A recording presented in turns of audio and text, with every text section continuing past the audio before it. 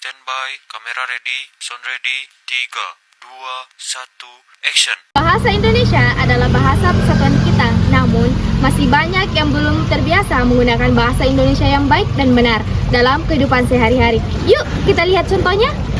Halo guys. Hai. Kalian udah kerjain tugas bahasa Indonesia belum?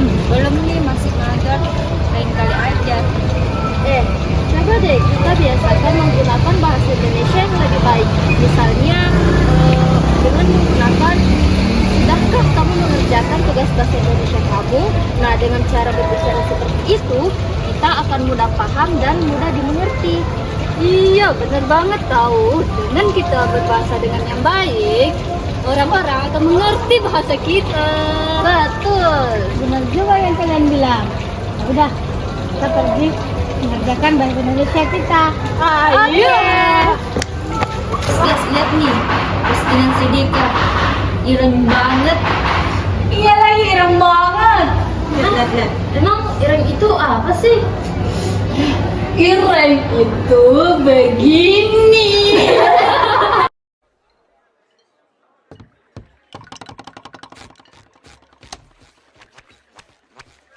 Bukan, ireng itu hitam kayak gini.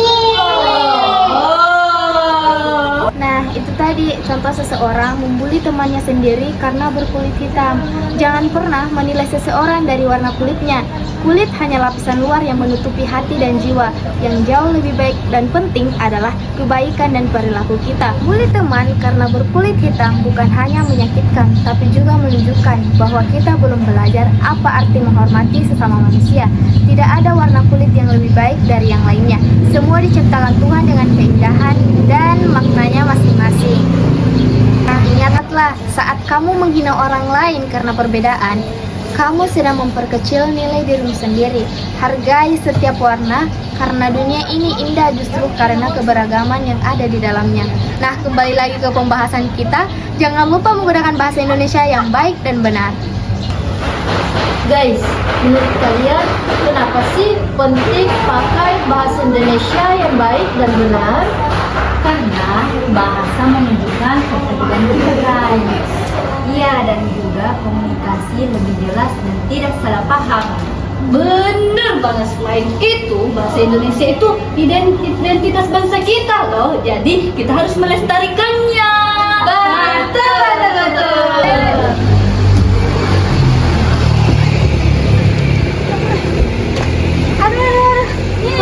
Apa ini?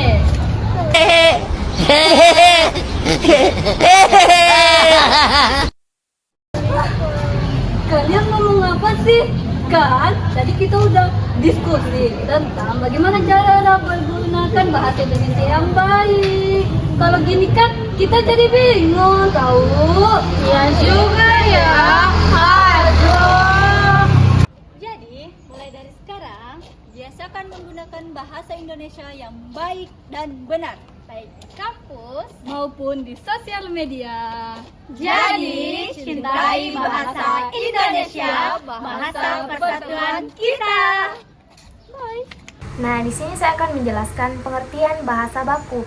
Bahasa baku adalah bahasa yang digunakan sesuai dengan kaidah atau aturan yang berlaku dalam tata bahasa Indonesia, seperti ejaan, pilihan kata, dan struktur kalimat yang benar. Bahasa ini biasa digunakan dalam situasi resmi seperti surat dinas, pidato resmi, karya ilmiah, berita, dan kegiatan pendidikan. Nah, bahasa tidak baku adalah bahasa yang tidak mengikuti kaidah resmi bahasa Indonesia. Bahasa ini sering digunakan dalam situasi tidak resmi atau santai seperti percakapan sehari-hari pada singkatnya atau media sosial. Oke guys, di sini saya akan membahas tentang ciri-ciri bahasa baku. Yang pertama itu mengikuti kaidah ejaan yang disempurnakan atau disingkat dengan EYD. Yang kedua itu menggunakan kosakata resmi dari KBBI, yaitu Kamus Besar Bahasa Indonesia. Yang ketiga yaitu struktur kalimatnya lengkap dan jelas. Yang keempat tidak menggunakan bahasa daerah, slang atau singkatan yang tidak umum. Yang kelima itu digunakan dalam konteks formal. Oke, selanjutnya itu kita akan membahas tentang ciri-ciri bahasa tidak baku. Yang pertama itu tidak mengikuti kaidah ejaan atau tata bahasa. Yang kedua itu banyak menggunakan slang, bahasa daerah atau campuran dari bahasa asing. Yang ketiga itu kalimatnya cenderung singkat dan tidak formal. Yang keempat sering digunakan dalam percakapan antara teman dan keluarga. Halo teman-teman, di sini kita akan memberikan contoh bahasa yang tidak baku dan bahasa yang baku. Contoh yang pertama yaitu Contohnya, aku nggak tahu. saya tidak tahu. Contoh yang kedua, Udah makan belum? apakah kamu sudah makan? Contoh yang ketiga, Mereka ke pasar. mereka pergi ke pasar. Nah, contoh yang keempat, Ambilin buku itu dong. tolong ambilkan buku itu. Nah, contoh yang terakhir, Kenapa kamu telat? mengapa kamu terlambat? Nah, mungkin itu adalah perbedaan bahasa yang baku dan bahasa yang tidak baku. Selamat pagi Rani, mengapa kamu terlambat hari ini? Selamat pagi Bu, maaf saya terlambat karena ban motor saya bocor di tengah jalan. Baik, lain kali jangan terlambat lagi ya. Iya Ibu, terima kasih atas pengertiannya. Nah, contoh tadi adalah bahasa yang baku.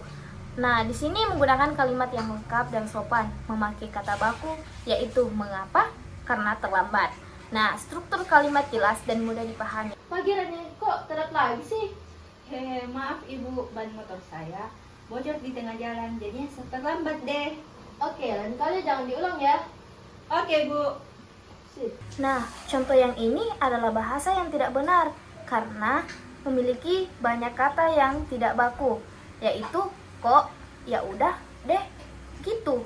Nah, nada percakapan terlalu santai untuk situasi yang formal, tidak mencerminkan sikap sopan terhadap guru.